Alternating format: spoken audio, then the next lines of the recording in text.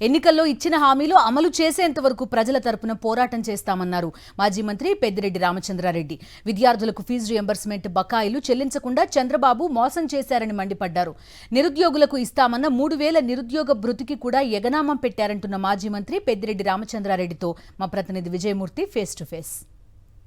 మోసపూరిత హామీలతో గద్దెనెక్కినటువంటి చంద్రబాబు నాయుడు ఈరోజు విద్యార్థులను నిరుద్యోగులను నిలువునా మోసం చేశారు. ఈరోజు ఆంధ్రప్రదేశ్ రాష్ట్ర వ్యాప్తంగా వైఎస్ఆర్ కాంగ్రెస్ పార్టీ ఆవిర్భావం రోజు ఈరోజు అన్ని కలెక్టరేట్ల ముందు కూడా నిరుద్యోగ యువతతో విద్యార్థులతో పెద్ద ఎత్తున నిరసనలు వినిపిస్తున్నారు. ఈ నేపథ్యంలోనే చిత్తూరు కలెక్టరేట్ వద్ద పెద్ద ఎత్తున వేలాది మంది ర్యాలీతో కలిసి ఈరోజు కలెక్టరేట్కు వినతిపత్రం ఇచ్చారు. ఫీజు రియంబర్స్మెంట్ బకాయిలు చెల్లించకుండా ఈరోజు నిరుద్యోగ యువతను మోసం చేస్తున్నటువంటి చంద్రబాబు తీరును ఏ విధంగా చూడాలంటారు సార్? మొదటి నుంచి కూడా మనం 85లో చంద్రబాబు రామారావు గారిని వెన్నుపోటు పొడిచి ఆ రోజు అధికారంలోకి వచ్చిన వెంటనే రామారావు గారు చెప్పిన ₹2 కేజీ బియ్యాన్ని ₹5.20 చేశాడు.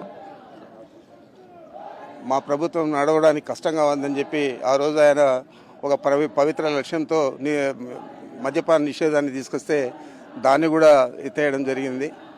అదేవిధంగా 2014లో కానీ ఆయన చెప్పిన హామీలు ఏవి కూడా నెరవేర్చకుండా 5 సంవత్సరాలు కాలయాపన చేసి తన సొంత ప్రయోజనాలకు, సొంత పార్టీ ప్రయోజనాలకు ప్రభుత్వాన్ని వాడుకున్నాడు తప్ప ఆయన ప్రభుత్వం ప్రజలకు చేయాల్సిన పరిస్థితులు తీసుకొచ్చి ప్రజల కోసం పనిచేసిన దాఖలాలు ఎప్పుడు కూడా లేవు. మరి ఈరోజు సూపర్ 6 అన్నాడు, సూపర్ 7 అన్నాడు, అనేక హామీలన్నీ కూడా చెప్పాడు. అవన్నీ కూడా నేను చెప్పలేదు, నాకు వినపడలేదు, కనపడలేదు అనే విధంగా ఒక కవి మాదిరి వ్యవహారం చేస్తూ ఉన్నాడు. కనపడదు, వినపడదు అని చెప్పి మరి ఇది ప్రజలందరూ కూడా గమనిస్తూ ఉన్నారు. ఈరోజు ఏదైతే ఫీజు రియంబర్స్మెంట్ ద్వారా చదువుకుంటామని విద్యార్థులు ఫీజు రియంబర్స్మెంట్ చెల్లించకుండా యజమాన్యాలన్నీ కూడా విద్యాసంస్థలన్నీ కూడా వాళ్ళని ఇంటికి పంపిస్తే వాళ్ళందరూ కూడా వ్యవసాయ పనులకు కూలీలుగా పోతూ ఉన్నారు. అదేవిధంగా 20 లక్షల ఉద్యోగాలు ఇస్తా అన్నావు, ఉద్యోగాలు ఇవ్వలేని పరిస్థితుల్లో ₹3000 చొప్పున నిరుద్యోగ భృతి ఇస్తా అన్నావు. కనీసం దాని గురించి కూడా ఆలోచన చేయలేదు. ఇంకా 2 నెలల లోపల సంవత్సరం పూర్తవుతుంది. దాదాపు ఒక సంవత్సరంలో 7,200 కోట్లు ఈ నిరుద్యోగ భృతికి చెల్లించాల్సి ఉంటుంది.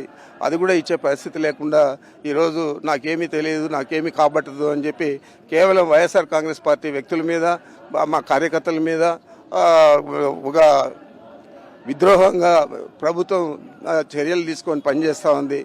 ఏకపక్షంగా అందరినీ కూడా ఇబ్బంది పెట్టే పరిస్థితి చేస్తూ ఉంది. మరి దీన్ని అందరూ కూడా రాష్ట్ర ప్రజలందరూ కూడా గమనిస్తూ ఉన్నారు. రాబోయే రోజుల్లో తప్పనిసరిగా వైఎస్ఆర్ కాంగ్రెస్ పార్టీ ఆధ్వర్యంలో మళ్ళా ప్రభుత్వం వచ్చి తీరుతుంది.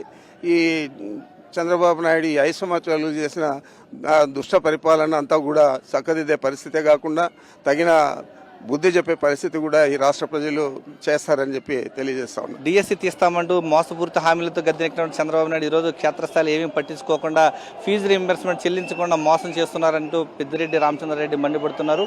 విద్యార్థులు జరుగుతున్న అన్యాయం పైన ఇది మొదటి దశలో చేస్తున్నటువంటి పోరాటమే, ఇది యథావిధిగా కొనసాగుతుంది. చంద్రబాబుకు వ్యతిరేకంగా ప్రజా వ్యతిరేక పాలనకు వ్యతిరేకంగా పోరాటం కొనసాగిస్తామని చెప్పేసి పెద్దిరెడ్డి రామచంద్రారెడ్డి హెచ్చరిస్తూ ఉన్నారు. కెమెరామెన్ శ్రీకాంత్తో విజయమూర్తి, సాక్షి టీవీ, చిత్తూరు నుంచి.